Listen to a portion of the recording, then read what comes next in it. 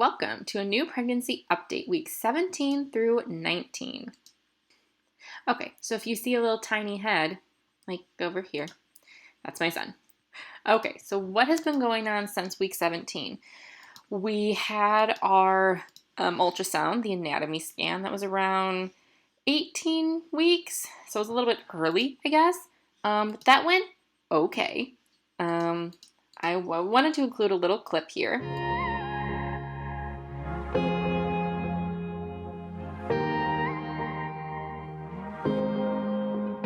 Got me up all night, putting things on the side. What do you have in mind?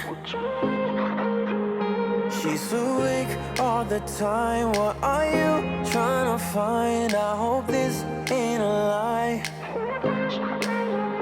'cause I'm vibing with all we have. Yeah, I'm feeling what we are now. I'm laying down on the ground. All I do is thinking out loud. Yeah, I'm vibing with all we have. I'm feeling what we are now. All I do is thinking out loud. 'Cause I'm running with these emotions, stumbling out of bed. One hell of a roller coaster. You're messing with my head.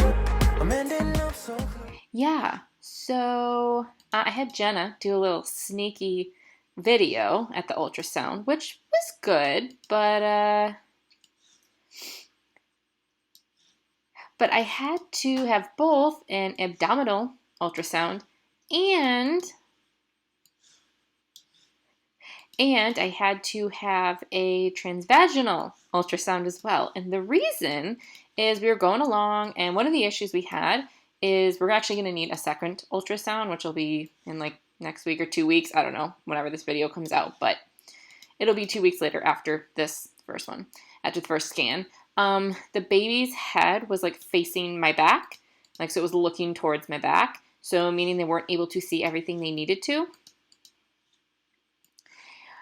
So because of that, we decided to go ahead with a second scan later, which is fine.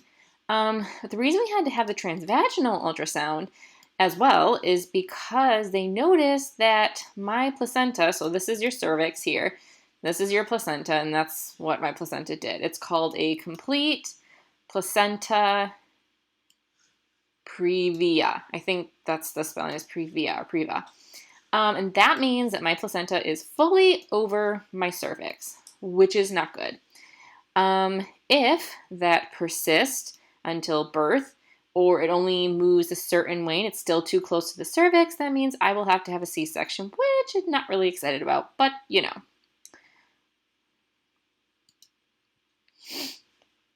But like, you know, whatever. I mean, it's not the end of the world. I'd prefer to have a vaginal birth, but hey.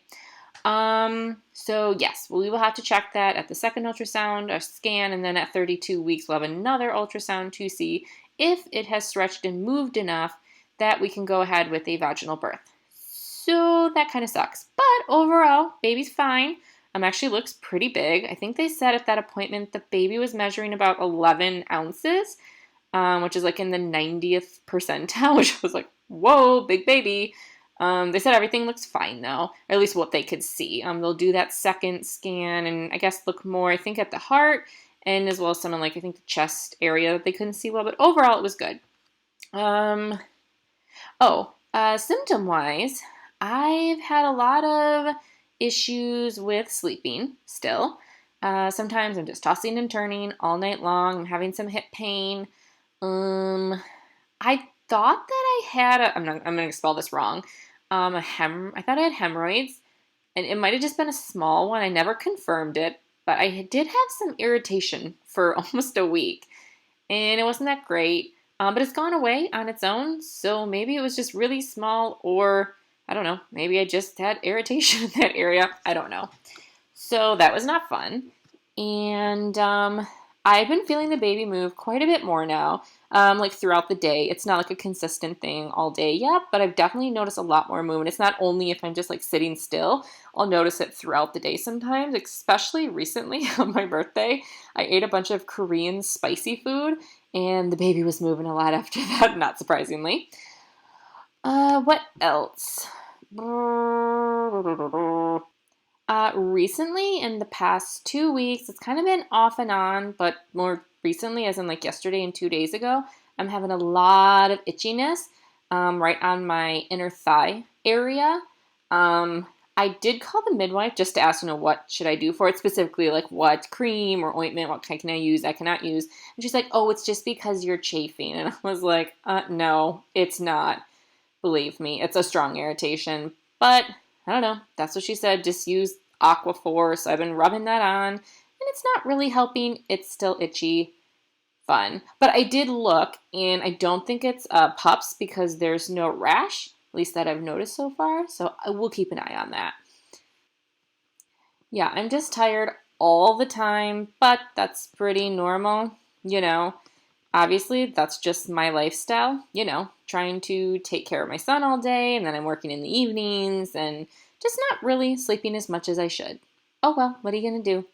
I typically do sleep like during the day, like for a nap, which is helpful to at least help me stay awake during work at night, but then the next morning, even for I'd say the past like 2 weeks, it's been a little bit less now, but for almost like a full week, I would wake up and feel absolutely horrendous. Like I just felt dry and just not good. Oh, I was like, whoa. And it usually took me a few hours to actually get functioning, but oh man, it's just been bad in the morning.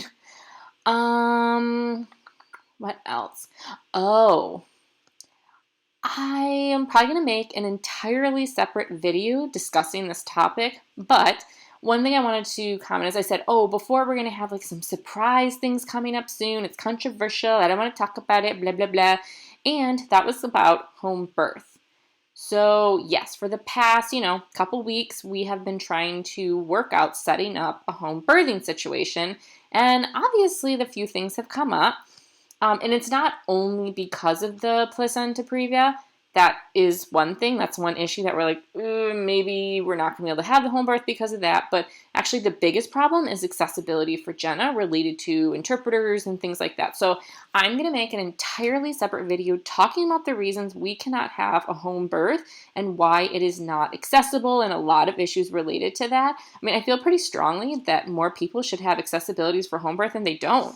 And it's just not accessible for a lot of people for financial reasons, accessibility reasons, just in general, a lot of reasons that you can't do home birth. And it's really sad because, there's a lot of doulas and midwives that provide home births and they're great people and it's not their fault, but I'll explain more about it. It's just a really unfortunate situation about the birth.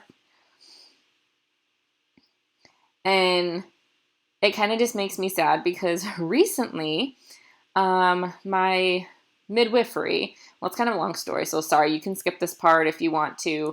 I can leave numbers up here if you want to skip it. But the first birth I had at a specific hospital here, and it was kind of a traumatic experience, at least for me. I did not like it. And so now, that was with an OB. Now we are working with a midwife, and the midwives were supposed to be at a different hospital. It was actually closer, almost the same distance, but a different hospital, and I was really excited about it. Maybe I'll have a different experience, it'll be better. I thought that, home birth would even be great, but that failed. So I thought this will be perfect. And then a few days ago, I got a letter from the midwife, and it's, hey, just letting you guys know, starting March 1st, and I'm due March 16th, starting March 1st, they're going to be transferring back to this old hospital I was at. And I was really concerned. So now I'm just really nervous and concerned. And, if it's a C-section, whatever. Maybe that would actually be better. I don't know. But I had a bad experience the first time. So now I have to talk with my midwife about that and try to discuss maybe a new plan of action and see, hopefully this will be better. I don't know. But I got that letter and I was boiling. I don't know why. But we're going to see what happens. Maybe I will birth early and then problem solved. We'll be at the old hospital. But, that'd be like over 2 weeks early, so I doubt that's going to happen. But anyways, I think that's it. So now I'm going to show you my belly for 19 weeks. Yay! What are you trying to find? I'm running with these emotions. Tell me, what do you have in mind?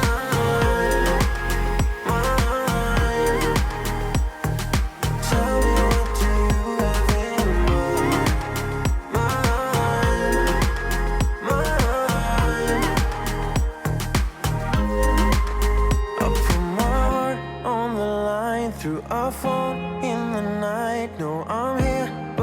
Okay, so that is the belly for 19 weeks. Yeah, it's getting pretty big now, right? I'm almost halfway there. Like, right now as of filming, I'm like 19 weeks and like 2 days.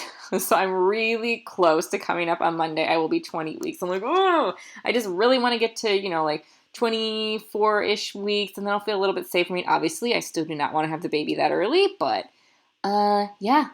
Hopefully you enjoyed this. We have a lot more videos coming up soon. Some really cool ideas. I'm trying to be a little bit more creative and maybe involve some other people too, which is fun. Jenna and some other friends involved as well.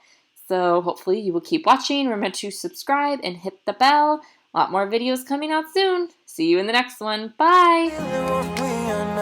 All I do is thinking out loud. 'Cause I'm running with these emotions, stumbling.